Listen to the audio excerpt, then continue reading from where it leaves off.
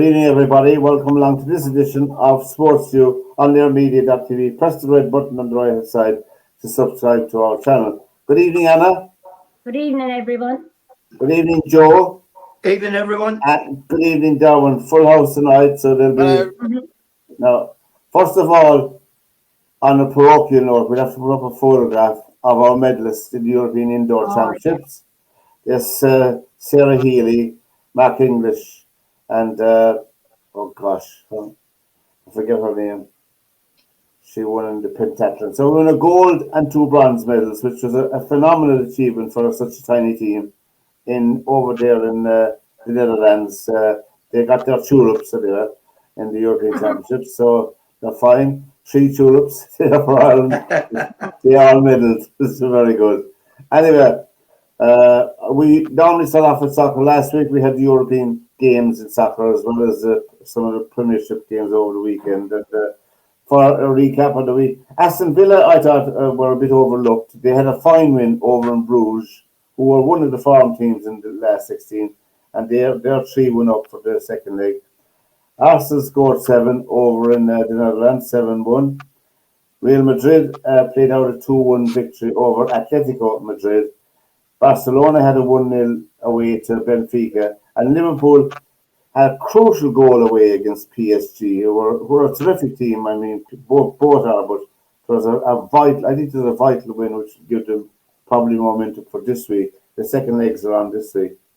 In the Premiership, Nottingham Forest, Brighton, Palace, Liverpool, Villa, and Chelsea all won. But one of the games, not because Joe was on with us, one of the games that I watched over the weekend was an early game with Walsall, the leaders in League Two, against Grimsby away to Walsall. It was a terrific game of soccer and an honest game of soccer and intense stuff. Grimsby won 3-1 against the league leaders, which was a terrific. And they will be playing Notts County over in the middle in Windsor, I think, But they're going well. Did you see any matches, Joe? I didn't see that one. I saw some of the other ones, but I didn't realize. Actually, I was up at the canal that's up there, so I'm not sure. You mean you weren't doing necessarily studying for this night? I was able to do all the studying. It's just see so. So the only games I didn't get to see were that one, which I'd love to have seen, and then the Wales Scotland match. I didn't get to see any of that. Yeah, and Ledlow, of course, the rugby, where we were embarrassed in rugby. But getting back to the Premiership, I think Mikel Arteta gets a very easy ride from the media in general with Arsenal. I think he is I was looking across all the papers, and if they weren't staggering off Man United or Spurs or something like that, I think he gets a very easy ride from the. How much did Declan Rice cost Arsenal? 200. What was it? 100 million. 100 million. What? He scored his second goal. Is it since Christmas in the team? That provided the draw for Arsenal over the weekend. The draw, was it? I thought United were going. I thought the second half, the last 20 minutes, I thought United deserved the goal, but it didn't come. They had the best chances, hadn't they? Who? United had the best chances in the second half, near last 20 minutes. I thought. Mind you, and everything. Mind you, to be fair, Arsenal should have been a country mile ahead of them by that stage with the chances that they had in the first half. I mean, they played United off the park. You didn't get a sniff, really. I think but you're right. In the second half, they could have snuck it, and they could have. It's a little bit like the Liverpool game in Paris the other day. Yeah. And I mean, they got battered in that game. I know that, Joe, but I actually feel that he had them defending more than attacking, or was it that they had to defend because And the one thing that Liverpool didn't get against PSG was a penalty, because they seem to get a penalty in every single game in the Premiership. I know. The 2 penalties yesterday were penalties. They're the luckiest team in the world, I'm telling you. Penalties and all. They're only 14 points ahead in the league, for Well, God's the league is over anyway. Liverpool are the winners of the league. I mean, that's a given. I mean, I'll say it when they win it. I don't want to transcend it. my favorite result over the weekend was Nottingham Forest against Man City. Yeah. And Haaland was like a headless chicken in the match. I didn't see that. I didn't even know the result of that. What was the result of City's match? 1-0 to Nottingham Forest. They beat City 1-0. Oh, And at the moment in the table, Liverpool have 70 points. Arsenal have 55. Nottingham Forest have 49. Chelsea are 51. Chelsea have 49. Man City are in 5th place with 47. A point behind are Brighton in 46. And Aston Villa are 45. So Man City may not make the Euro place. You know, I don't know. I think they will. Yeah, I think they will. You know, you'd wonder, Joe. You'd wonder, what this season has happened to City. But just it happens. A lot of teams with a lot of success in successive years are a combination of injuries, tiredness, and they just get tired of listening to the same coach for so long. They've run out of things to say. You can only say something in 10 or 11 times in a row, and after that you don't hear it anymore. Some of it would be that, I think. I don't know. I'm only guessing. Well, I mean, we've talked before about it, but the things that you're talking about are right. But the combination of fellas getting old and not looking at that and replacing those guys or having backups for them earlier is very unlike City, and a little bit like Liverpool with Klopp. You get fed up of the intensity of training every day when everything has to be 100%. Yeah, and players can't operate like that, and especially older players. They've got to have downtime with it, and I think we would have seen the same thing a little bit with Klopp and Liverpool if he'd stayed. If he still wanted to play the heavy metal type football that he loves to play, then you would have seen. I mean, Liverpool were falling away in the league last year. They were, The end of it, and guys just get tired of it, and they get tired of the same voice. So you either, which City have done in the past, you either change the whole team or you change the manager.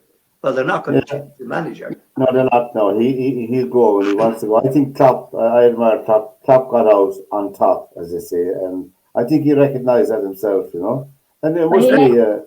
I think City will be back then.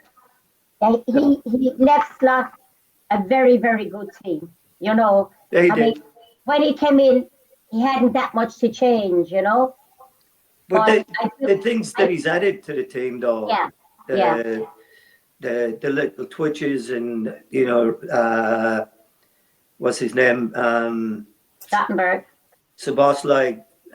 No one. I don't think anybody really thought he was going to turn out to be the player that he's turning out to be. I mean, that's true. That's true. And Gravenberch, and then the other Dutch guy that they have up front. Is it Gravenberch is the Dutch guy that plays? Is the forward guy? Or Cody Gakpo. He's injured a lot though. Yeah, he's injured now, but he was. I mean, he'll be fit for Tuesday. I mean, he was a huge addition for them. The three guys that they signed were a huge addition, and it's not necessarily just down to the manager like Klopp. The backroom staff are doing that, coaches. No, I agree with you though, and you look at that, you look at what's going on at Liverpool, and then you look at what's going on at Arsenal, and the amount of money they've spent for them never to have won a league championship. And let's be honest, they've not even been near it. No. I mean, they've flattered to the seed for a little while. Well, Derwynne does. They fell off. As we're on here tonight, Derwynne, there was a protest, of course, at Old Trafford yesterday, our Manchester United match yesterday. But there's an interview going on with Mr. Edwards tonight on one of the channels, a one-to-one interview about with Radcliffe. With Radcliffe, I mean. Yeah. Edwards, I said Radcliffe, and outlining. But if you listen, I've listened to some of it. Some of it's been on the radio tonight. Yeah. Tips. And what the fans were protesting yesterday. You know, if you take an 8-year-old to see United play, it's costing 66 quid for an 8-year-old. There's no difference between a 1-year-old going in there and a 101-year-old going in there. There's no over 65s prices. There's no under 16. What Radcliffe has done is just basically worked out the numbers, and he's dodged the bullet tonight with the interviewer, because the interviewer said, how come the pricing? And he said, oh, that's nothing to do with me. That's to do with the management of the club. And then the reporter turned around and said, yeah, but you're the owner, one of the owners. So you're saying you didn't know about that? And he swerved it. He moved on to something else, saying about trying to make numbers add up and, you know, make it's a business and all the rest of it. But that's disgusting. An 8-year-old is paying 66 quid to watch United play. That's terrible. I mean, it's terrible that they should be paying anything anyway. You know, I mean, to be really honest. I mean, I remember back in the day going up to the Markets Field and fellas would lift you over the turnstile. Right. You know, I mean, we played at Everton in the quarterfinal or in a League Cup match at Blundell Park, and Blundell Park holds about 22,000 people, you know, when it's full. They reckoned that night there was 32,000 inside the ground. And there were kids everywhere, you know, and these kids didn't pay. They were lifted over the turnstile and they went, you know. So if you're, and the sad part of this is that you no longer care about the people in your own backyard when you're a club of United size. All you care about are the tourists that are coming over and filling the seats and the boxes and all that other stuff. I mean, yesterday, Joe, they had just shy of 75,000 people in that ground yesterday. Yeah. And they're playing crap. And they can still fill it. And like you said, it's a tourist attraction. It's not fans. Yeah, it's like visiting Buckingham Palace in the Tower of London and in Old Trafford. But I mean, Radcliffe. I mean, what he's done, that staff don't get food anymore. They have to pay for their food. Yeah, it really is. You know, you look at the whole thing, and you look back even at Liverpool, right, when they weren't winning the league championship, and there was never any controversy like this with Liverpool. No. But Joe, they've even stopped the reserve team having food. The reserve team, it's only the first team that get free food at the training ground. Really? Like, you've got your reserves, your second team, whatever you want to call them. Right. And they're having to go out and buy food when they're at the training camp. Well, if it's that bad, as you said, Derwynne, it's right. But we'll just as we're on soccer, Joe. I know that Joe, I think you might have missed this, Joe. This is the winning goal for Fairview Rangers yesterday.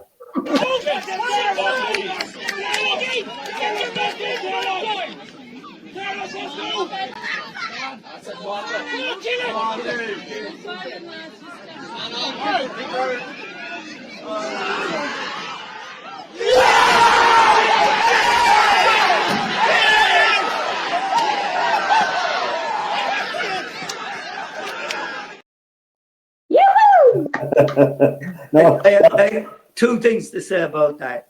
real soccer. You boot the ball up the field and hope for the best. Yeah. Right? They've always been like that. Just kidding. And then I hope so. did you see the injured fella? Yeah. Bench, And he's hopping on his legs. and he's hopping around the place. Yeah. That was priceless. That was priceless. They've won the Junior Cup, the FAI Junior Cup 9 times. Right. And that's very Rangers. No. Terrific record. They're into the last 4, so after that, anything can happen, you know. But it's just terrific. I hope they win it. Now, one of the characters of soccer, as we all know around the table here, is Brian Clough. And I've been looking back at some of the stuff. But there's a podcast going on, and they tell a story about Brian. A true story. This is a true story. So I'll just play it just to lighten the atmosphere a bit. I thought it was a terrific piece of radio. Gaffer, why we're not in the team. Son, you can't get hold of it. You can't pass it. You can't score me a f***ing goal. Now, Fash was signed on the back of... Can you remember that volley he scored for Norwich against Liverpool? And it's on Match at Day all the time. Yeah. Well, but listen, I'm telling you now, he f***ing miskicked that.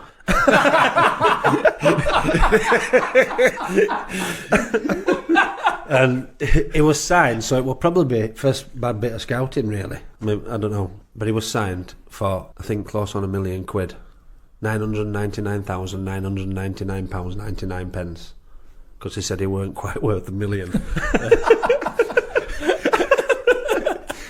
So, but the problem is, he was signed, but he couldn't abide to the rules. Not abide to the rules, but he couldn't play what the rules were for a centre forward. So he couldn't get hold of it, couldn't pass it, couldn't run, didn't score enough goals, didn't score diving headers and get caught. Well, what Clough used to do, if he signed you and he didn't want you, he didn't mess about. He worked a plan out to get rid of you. Fash went to see him, because he was left out of the team after a few games. Fash went to see him, see Carroll, sent him down. Knocks on his door, goes in. Gaffer, why am I not in the team? Son, you can't get hold of it. You can't pass it. You can't score me a f***ing goal. You wear your socks halfway around your shin pads and it looks shit.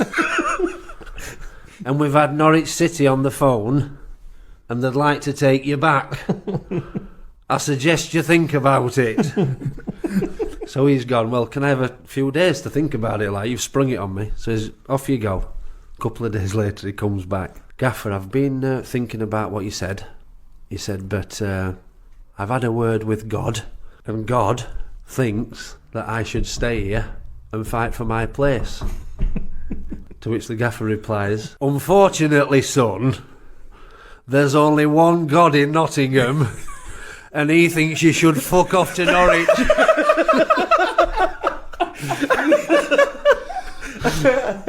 So he was on his way. I came across that. Brian Clough was truly one of the characters of soccer. There's no doubt about it, you know. There's another one from him when he was at Leeds, which didn't work that well for him. But he signed Duncan McKenzie. I remember him, yeah. And he brought McKenzie in to put pressure on Alan Clark, you know, and they were sitting at a match. I'm not sure if it was the Charity Shield in which Bremner and Keegan got sent off in. I was at that. We were at that match. Yeah. Match. So Clarkey anyway is having a blinder of a game, and he scores a couple of goals, and Clough turned to Duncan McKenzie and he says, you know what, son? He said, I should sell you now for a profit.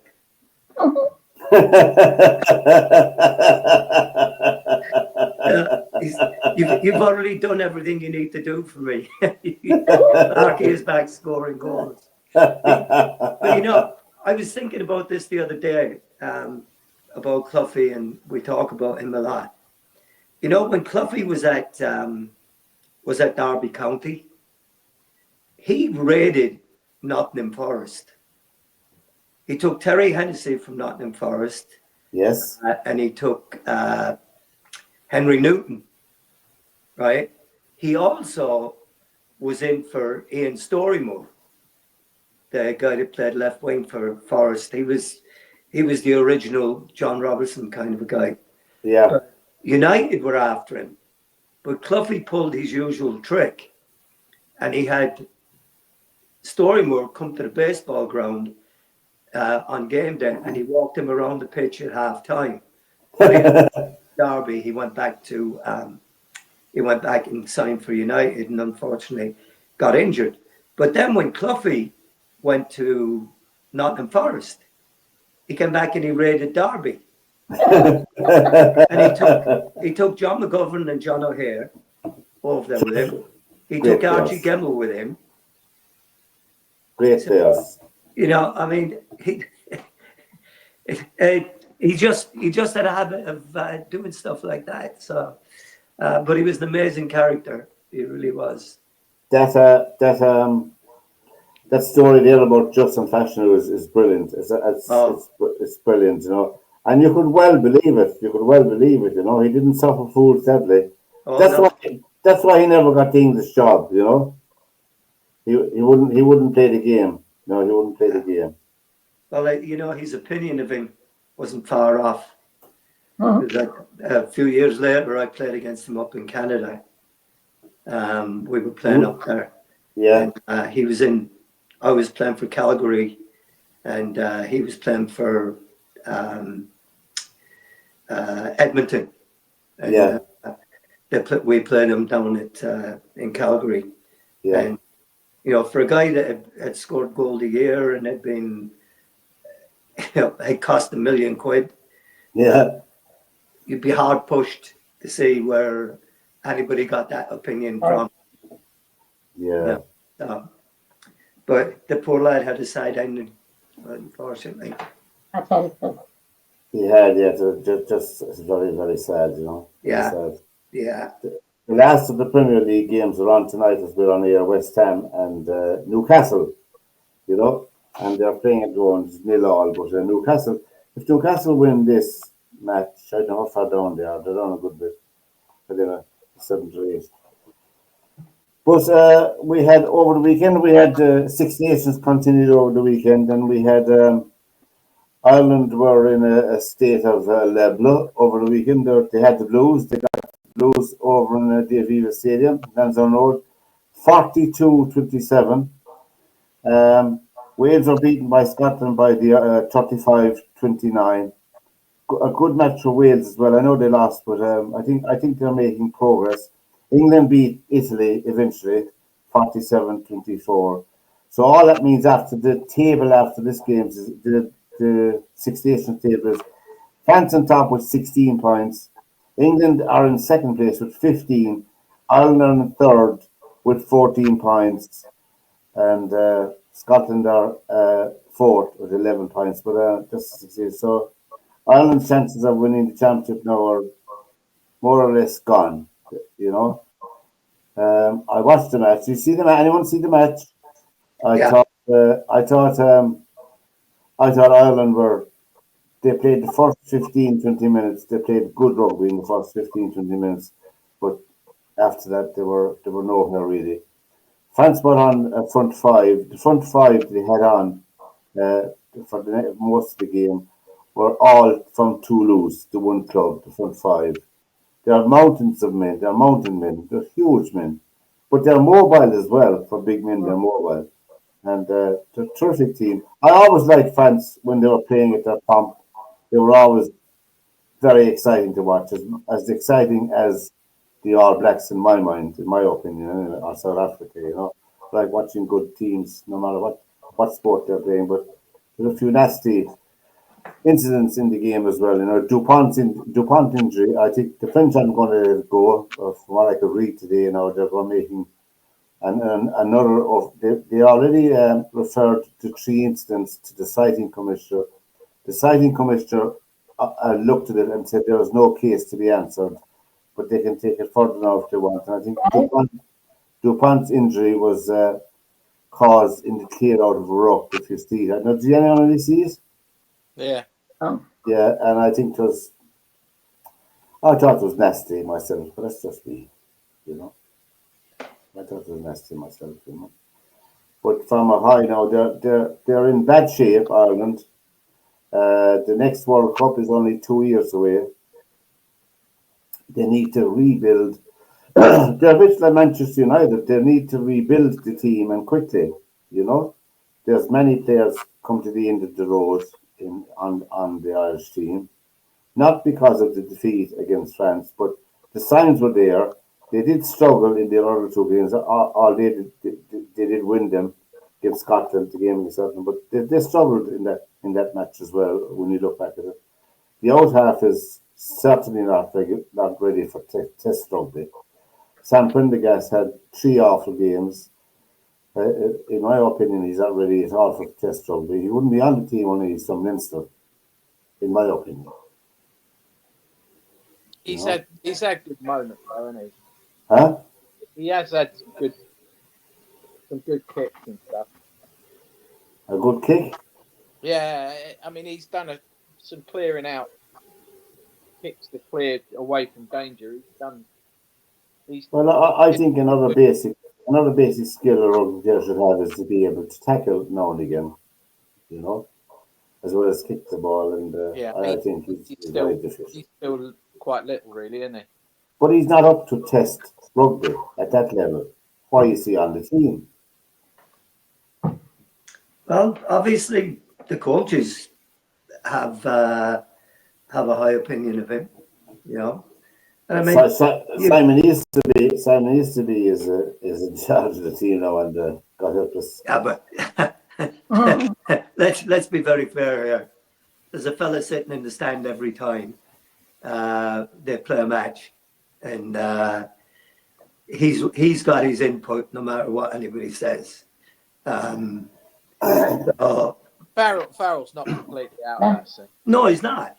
I mean, and anyone that thinks he is making a big mistake. I thought that, you know, I think he's done all right, Prendergast. I was disappointed in the interception he gave yesterday. That was a little bit inexperienced because he did have a player that was deeper, that could have overlapped around the first. Oh, we've got another expert on. Look at that. What's his name? Bit rough. Jack. That's Jack. Jack. Well, Jack, what do you think, Jack?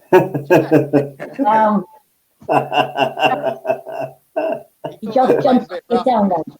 Get out.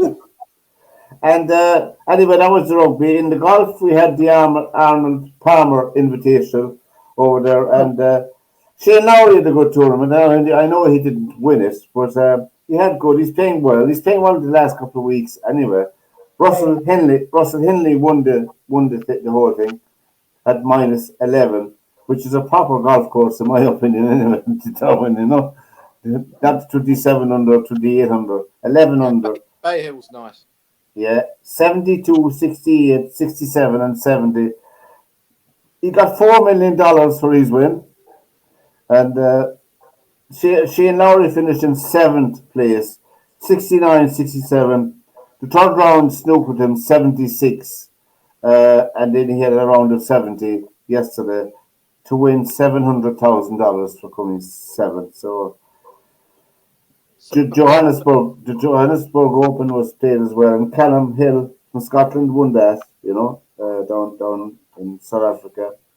A 3-way playoff won it. Bro. Yeah, the 3-way playoff, you know, 69, 69, 62. We shot at the final round of 62 to get into the playoff, which was sensational golf. And he won his $190,000 for that. Nice weekend for him. The ladies are playing over in China, and Ryo Takeda from Japan won that at -17.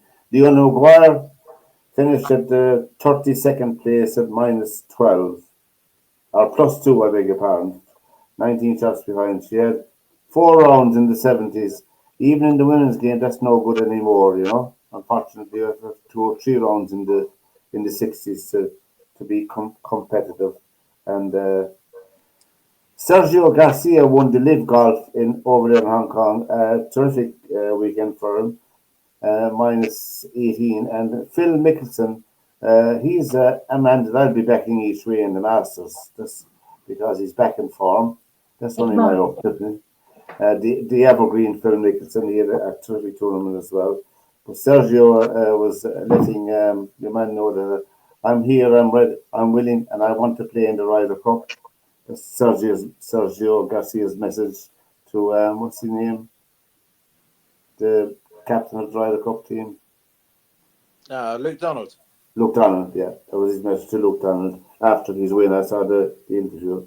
Novak Djokovic lost again in Indian Wells, which is one of the big tournaments before the next Grand Slam, and that's his third loss in a row in 3 tournaments.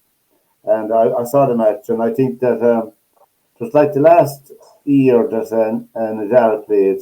He just can't raise the game another level during the match. I know it doesn't make sense to anyone. He just can't seem to jump up to another level that would put him over the top. So he lost to a Dutchman, so it doesn't look well for him, you know. I think he's not the same player since the man left his camp, Goran Ivanisevic. I think he's at the same, Wait, what is he? level. 38, is he? He's 38 in May. 38 in May, yeah. So that's and he's playing top class tennis for the last 21 years.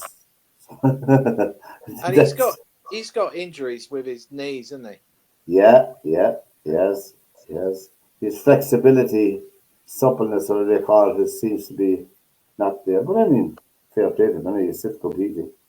Has he got the record of the most? He has the most Grand Slams, 24, 23. No, he's 24. I see 24.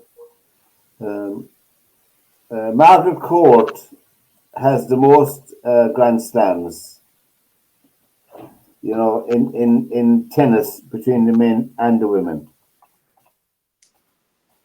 And Novak Djokovic, I think, was one behind her. I think he stayed on to get the 25th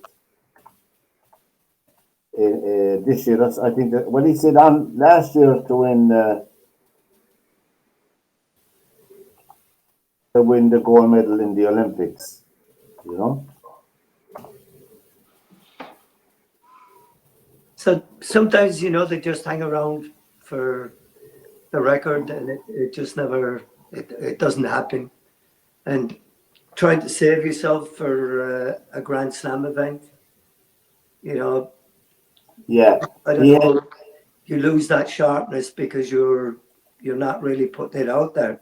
He has 24. He has 24, and Margaret Court has 24 as well in the women's side, and that's why he's staying on this year to win one more. But he'll find it. I think it's. I don't know. I think it's slightly beyond the man. I don't know. Now tomorrow night in the European Cup, they call it Champions League, but we know what we're talking about. European Cup. Liverpool are at home to PSG. Inter Milan are at home to Feyenoord. Leverkusen are at home to Bayern Munich, and Barcelona are at home to Benfica. So the other match is on tomorrow night, and Liverpool are 1-0 up on PSG. I think they'd be slight favourites to go ahead to win that. Anna, what do you think? I don't know. I mean, as you said earlier on, see them approximately. See them playing soccer against them last week. They must have had at least 70% of play. They had a lot of shots on target which they couldn't convert. Liverpool were playing defensive in the second half, but they just got their opening and they got the goal. You know, I don't know. Did he want them to play that way? You know, did he want them, you know, just to play in defense? But they were back more times than they were up. You know, but Anfield should do it for them, but I'd still be weary of PSG, you know, because they're a brilliant soccer club, you know. I'd still be optimistic, but you know, it is what it is. I mean, you'd have to think that Liverpool with a 1-0 lead at Anfield would be, it might not be enough to see them through, but they could get another one. But then again, you look at PSG, and they are. I mean, you talk there about, and you're absolutely right. Did they have to defend because PSG forced them? Yes, and PSG were on the front foot right from the start of the game, and I think that was more to the point, because they just looked like they were flying all over the place, and they just could not. It was one of those where I think if they were still shooting, they wouldn't score. They wouldn't have scored, But Joe Allison was brilliant. They've got Liverpool goalkeeper. I do think he's the best keeper in the world. He's brilliant. He played out of his skin there in that game. I mean, he hasn't been brilliant. He hasn't been his old self this year. I mean, I thought he was against PSG. I thought he was. Yeah, he was outstanding against PSG. He was, and they'll have to be on their toes tomorrow night, because yes, they will. If Liverpool will score first, I can't see PSG scoring 3 goals. No, but there is no such thing. They've done away with the goal difference now, haven't they? They don't go on goal. No, the away goals don't count anymore. No, there's no home and away goals anymore. No. At least. But what I'd be worried about is that the internationals, they're going on international duty, and if some of them get hurt, it can go anywhere.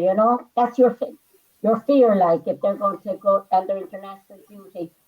Yeah, I think PSG could score 3 goals against any team. I mean, I've watched them do it. They've got so many outstanding, attacking players that they could score from anywhere. So how do you think they didn't score last week, Joe? I think it's one of those games, and you've seen them yourself, where your team totally dominates, and you couldn't hit a cow's butt with a shovel from 2 feet, and then, like Arsenal the other night, you go over and you put 7 past somebody. So there's no known. And then yesterday against United, or Saturday against United, they couldn't score a goal against United, Arsenal, they managed to get the one in the finish, but they're kindly taking 2 or 3 of those. Well, luckily for Arsenal, that tie is over anyway, because Wednesday night you have Lille versus Dortmund, and Arsenal versus PSV. As we said, they're winning 7-1, so that's over. Villa against Bruges, that's over as well. They're winning 3-1, and Atletico Madrid and Real Madrid are the game Wednesday night. When it's 2-1, and it's going to be a cracker of a match. Atletico Madrid and Real Madrid Wednesday night. So I think that it's a pity Liverpool are playing PSG. That would have made a fine final in itself. That match. But you see that, Joe. Sorry, Pat. The thing about the way they're after formatting the league for the European Cup this season. I mean, usually you'd have, we say, the top 2 in each section, and number 2 would play the number 1 in another section. Yes. But now we say PSG didn't play well during the competition, so now Liverpool has to play one of the best teams, and they were top of the league, Well, I thought the format this year was far better than the old format, because every team had something to play for at the end, except one team, the Young Boys of Switzerland. It didn't matter what they did in their last game. No issue. There was nothing for them. But the rest of the teams, they were first at the very basic. There was the result that they had in their last games determined their seedings next time round as well as the cash and the share of the money as well. So I thought it was very good. I thought every game was more or less competitive. They're all there was no runaway winners in the. I think first of all there's too many teams in it. Anyway, that's my opinion. But if you I don't disagree with you on that. I think you're right there. But the format that they played under this year, do you think because it was new to the clubs competing, that a lot of the top clubs didn't play their best teams in some of the early games. And I think a couple of them came unstuck because of that. Yeah, so that's true. Now you're back to the age old.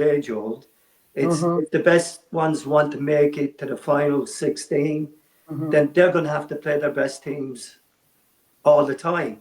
Yeah. Yeah, So that's true. Man United are playing Thursday night. They're winning. I forgot to look up. They're playing the return leg on the. Real Sociedad. Yeah. What's the score on that one? I didn't see that. It's 1-1, I think, isn't it? 1-1. Yeah, 1-1. And they're playing at Old Trafford, Derwynne. Yeah, they're playing at home. Yeah, they're playing at home Thursday night, and tomorrow night, of course. Huh? That's not such a great thing anymore. Yeah, I thought Bruno Fernandes' goal was fantastic. Bang. Oh, it was brilliant. Brilliant. Oh. A lot of talk going on about the wall, though, that the ref put the wall nearly 11 and a half yards back from the ball. Arsenal would say that, wouldn't they? No, they did their magic measuring thing on it, and it was 11.4 or something. Yeah. Yards, which gave him the extra room, I guess, to hit it as hard as he did. No, he's a much maligned, but he's still a good player, you know. And tomorrow night as well, we have the top place in Leeds United and Sheffield United are level on points in the championship. So tomorrow night, Sheffield United are playing my team, Bristol City, in Sheffield. So that'll be that's on tomorrow night in the championship. And Grimsby are playing Notts County in the League Two tomorrow night. So Bristol City are just 2 points off the playoff places, and Sheffield United are Friday night. Leeds United lost 1-0 to Portsmouth over the weekend in the championship. ITV, who covered the match because of some postponement, which they normally wouldn't, the commentator never stopped apologising. Did you read about that in social media today? The commentators never stopped apologising during the course of the match. I'll tell you what, they mustn't get out much, number one, I'd say. They mustn't have been at a football match in a long, long time. Because of bad language, because the commentary box was right down where the crowds are, you know, where the people are, and it picked up. Fuck that ref, you know what I mean? They kept apologizing. I mean, I swear to God, why are people like that on the commentary box? You know, did they ever go to him? Did they ever stand behind the goals in the soccer match? Even in a junior soccer match. They have to cover their backsides, don't they, by saying that, apologise for the colourful language. Derwynne, did I hear today that they're going to penalise golfers now if they use bad language? Yeah. That was on the radio today. They've always done it, Anna, but it's never been like a public thing. So I mean, the likes of Tyrrell Hatton, McIlroy. I mean Tyrrell Hatton. I mean that. Oh my God! I was at an Irish Open with Tyrrell Hatton, and he's my favourite player. I say nothing against him. I mean, it's literally every shot. I'd give him a bonus for being like that. That's a personality. Even when he hits a good shot, he swears about it. Yeah. I mean, I've been inside the ropes with him at the event. He literally is like, you know, what an effing good shot that was. It's like he can't talk without swearing. It's like what part of Ireland is he from? It's the funniest thing ever. A couple of years ago, he hit a shot at Wentworth in the PGA Championships, and he hit it so far left. I mean, it was like left going left. Yeah. It must have been 60 yards left of the green. Yeah. And threw his club into the fairway, but he buried it virtually up to the grip, and they couldn't get it out. And like they ended up, the caddy was pulling it so much that he bent it, and he started laughing, and then about 20, 30 yards further on, he's had a right go at the caddy for bending his club. And when I say a right go at it, I mean I'm talking full out, like the bleeping machine, if it had been televised, would have been bleep, bleep, bleep, bleep, bleep. Well, he'd never do on the BBC anyway. There's no doubt about that, definitely not, Oh, but I heard that this morning. I thought it was so funny. Well, I was reading this. I mean, there's too much going on everywhere anyway, too much of, I'm sorry I offended you. Well, you can switch off the television and then you won't be offended, Didn't we only ever say that in Mass? I'm sorry, I offended you. Yeah, and we only ever said that in Mass. We never said that anywhere else. And if you want to be really offended, you can get rid of all the mirrors in your house and you feel better. Yeah. Sorry I offended you. They wouldn't have supporters, because if I'm at a soccer match, I forget where I am, and my language can be atrocious. I tell you, hey, it's bad enough, right? You're there and you're having to listen. But when you have to listen to your own fans effing and blinding at you. But I've never done it to my own team. I've done it to the opposition, all right. Well, Anna, you've never been beside me at a hurling match, And, I was at a hurling match, a Munster final below in Thurles, and I didn't know. I was 8 months pregnant. I jumped the wall to get in. So we're watching the match, and next thing, my language was a bit bad. Well, it was a lot bad. And my friend was with me said, Anna, that's a priest. I'm sorry, the priest with me, and I didn't know. My language was atrocious. I get hyper when I go to matches.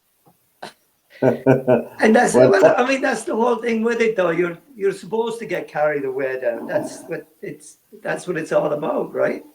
Well, I just don't know where these people are coming from anymore. Well, I was above in we were in Croke Park in 2004, the All-Ireland final, and the four of us together, and a lot of people get tickets to the All-Ireland. They win them in raffles and they win them abroad, and for the All-Ireland final. And so there were a couple of people sitting in front of us. I think they were from either America or Canada, because the accent are much the same. They didn't know the game, and they didn't know much about the game. But we were totally invested in the game. We hardly saw them anymore once the ball was thrown in, And one of the stewards came up to us at half time.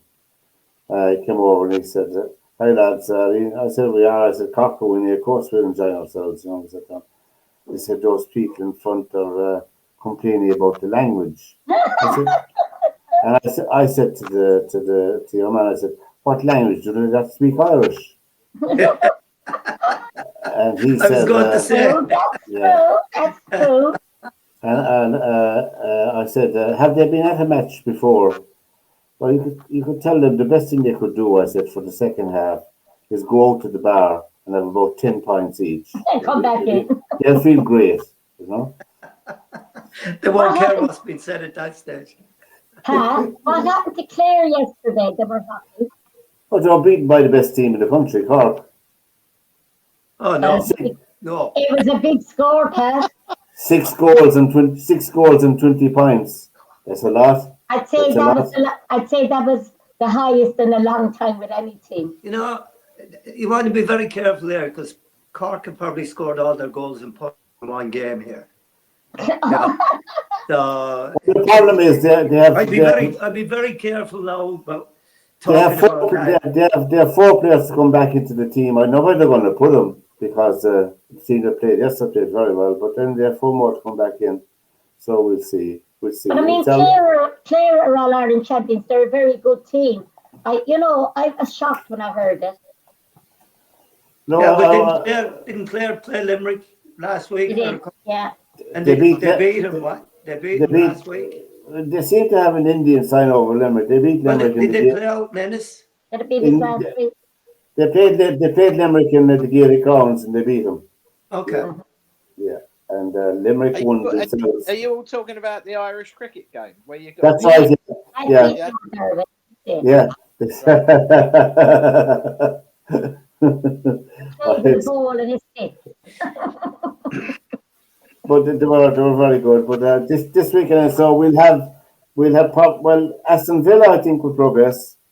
I think Lille or Dortmund will progress, and Arsenal obviously, and probably Real Madrid will probably progress over Atletico. Ooh, that's a tough game that they're going into. Atletico are good, aren't they? Oh, at home. They're going to Madrid this time. Yeah, the first goal that Madrid scored was absolutely unbelievable the way the kid scored it. It was, yeah.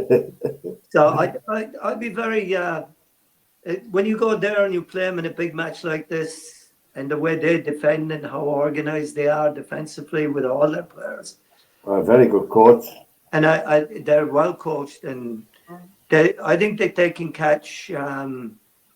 That's the coach. That's the coach of Manchester United should have gone after. Yeah, well, I don't think to be honest, I don't think he'd go anywhere. I think he's solid there. Institution there, isn't he? He is. Tomorrow night in Barcelona, will probably finish off that match with Benfica, and Bayern Munich will probably beat Leverkusen, and we'd say Inter Milan will come good against Feyenoord, and I'd say Liverpool will shade it against PSG. You know, that's the way I see it now tomorrow night. And I won't see it. Why? This boy, he's a Liverpool fan through and through. He's secretary of Munster Council, and he decided to call a Munster Council meeting for tomorrow night. Oh my God! Munster meeting tomorrow night below Mitchelstown. You know, yeah. Where's it on Mitchelstown? Yeah. We always have our meetings in Mitchelstown. Down in the hotel, is it? Yeah, in the Fairgrove. The Fairgrove. Oh, well, they have a big television there. You can watch it. I think you should vote him out tomorrow night. Yeah. I think I should too. About a quarter to it and say next meeting. Do you know what I think though? And then I think everybody then go into the bar and watch it on the TV. Yeah. I actually think he thought it would be Wednesday because we always seem to play on a Wednesday, you know. And I'm looking at the email and I'm saying, what? Tuesday night at Fairview. I said, Liverpool playing. The worst of all is you haven't seen people for weeks, and you're settling down with your armchair, your mug of tea, and your bit of brown bread, and you have the match on, and there's a knock at the door, and you're not going to answer it. You know? Definitely don't answer it. The lights are on. You come into our house if Liverpool are playing, and my daughter will tell them straight away, sorry, we're watching the match. So, you want a drink, I'll give you a drink, but don't talk. Don't you think people would know better than to knock on your door with us? There's a friend of mine, he's still a friend of mine, but he called Arthur and he came in, and I was watching the match, and I mean, the match is not very long, it's over in an hour and a half, I think. He never got to take off his coat, and he never sat down. He went away after about 15 minutes. And I said, I sure shall see you next week. No, was not aware of no interest in sport, and he's entitled to that, you know. And obviously, if you're not interested in something, you know, really, it doesn't matter how much you explain it about. It's like American football. It doesn't matter how much you explain the rules to me. I never watch a full game. You know, I never. You know, you don't grow up with it. You know, you don't grow up with it. You're not imbued with it. The same with cricket. Cricket is not our national game. So, but I did like it when I was working in London. But you know, you don't get excited the same way as you do like soccer or what you grow up with. You know. But it's funny you say about cricket. My husband, the Lord Merson, he loved to watch cricket. We were in England one time, and my cousin's husband explained the rules to him. Every time there was cricket on, he'd have it on the television. He really got to like cricket, you know. I had no interest in it anyway. There's a friend of mine in the village I grew up with talking about cricket, and we only had radios then. There was no television really. The odd one, but that's how far back it was, you know. And he used to always sit outside his door. He lived on his own. He was a retired pilot from the Royal Air Force and living anywhere. He used to always have the cricket on in the radio. Always you'd hear it. And on summer's day you could come out and to be on the cricket. And I was always fascinated when I got older and something. How did he understand the thing by just sound, you know, instead of watching it as well, you know? But anyway, there you go. But the commentators, the cricket commentators were really very good. The radio ones. Huh? Who was it? Was it John? Brian Johnston. Right. Then you had Henry Blofeld. Yeah, I remember that name now. Go on. Was John Ireland, was he one? Yeah. I mean, the stories between Johnson and Blofeld are just legendary. Yeah. I mean, legendary. And then Richie Benno as well. He was another one, wasn't he? Yeah, Richie Benno was on it. Then you had Fred Truman as well at one point. Oh, yeah. Would baseball be something similar, Joe, would it? I'm sorry. Oh, Jesus, no, Anna. Baseball. I'm only asking, I don't know. No. Would Well, baseball you know, be similar? it's a funny thing, but, you know, baseball and cricket are, they're similar skills, right? Mm-hmm. In terms of the bowler and the pitcher and the bowler having off spins and, you know, curveballs and what have you. Yeah. So, and then you have the batters who can, you know, the same thing, and you've got, so it's interesting, but, you know, baseball, I think is a bit like cricket. Your bowlers are, and pitchers, if you've got the best pitchers, you've got the best chance of winning, you know. But, yeah, we were in St. Louis for a game one day, and back in those days, it was cheaper for us to stay in a hotel and spend a week in St. Louis than it was to go back to Tacoma to come back out to play the game again. So we were staying. Beautiful spring afternoon. We said we're going to go down and see St. Louis Cardinals play. I forget who they were playing. So we go in anyway, and okay, it's Tuesday afternoon. We're not playing until Saturday. So, okay, right. We'll be on our best behavior, right? We'll have a beer every time they hit a home run. Well, there was no home runs coming, right? So the next thing is, right. So, but you were getting thirsty, right? And you know the word that you were talking about earlier, that I offended. Well, that came out, said, we're not having this effing thing anymore. It's every time there's a hit now, we'll have a beer. Right? No, all right. Every time there's a foul ball, we'll have a beer. Right? And foul balls weren't coming. The pitchers were real on top of it. And then we went, screw this. Every time there's a pitch, we're having a beer. The lowest common denominator. At least we were guaranteed someone was going to throw the ball. Yeah. Oh, the game ended up 1-0, I think. It cracks me up when you get to the seventh innings. Oh, yeah. They all stand up and start singing "Take Me to the Ball Game." Yeah, the seventh inning stretch. Yeah. I mean, it's like, what's that all about? The first time I got taken, and I was, you're sports mad, aren't you? So I'll go. Let's see what it's like. Well, that bored me to tears. I couldn't cope with that.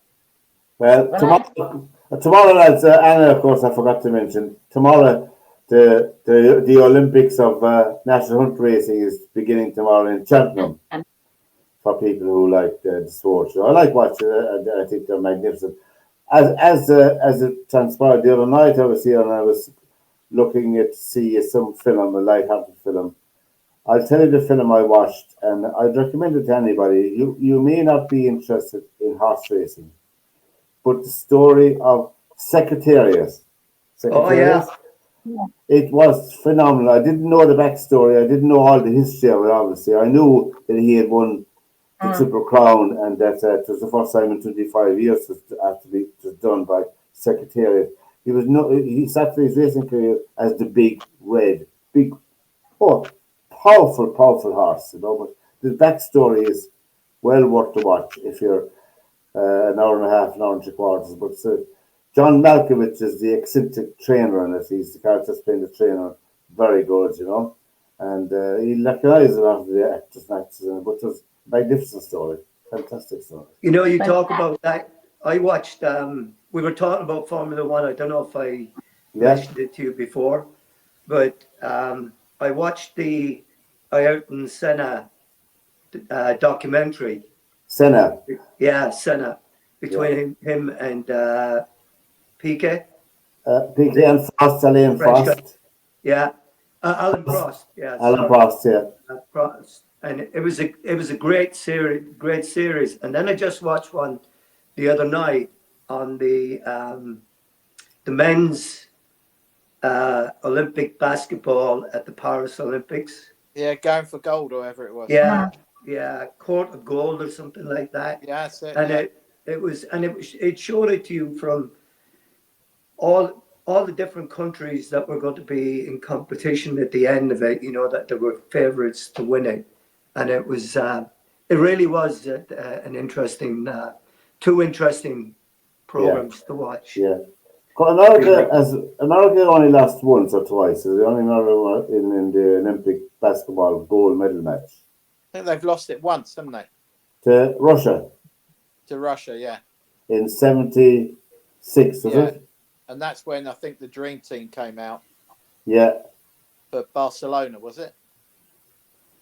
Was it Barcelona they came out in? And I think that I'm not sure if the Americans hadn't lost the gold medal or hadn't won the gold medal for a couple of Olympics. That's why this dream team of Steph Curry and LeBron James and Kobe Bryant. I'm not sure if Kobe was in that. Kobe was later. The original. But Kevin Durant. Yeah. Kevin Durant was some player. It's worth watching just to watch Durant play. Yeah. Absolutely. And Steph Curry.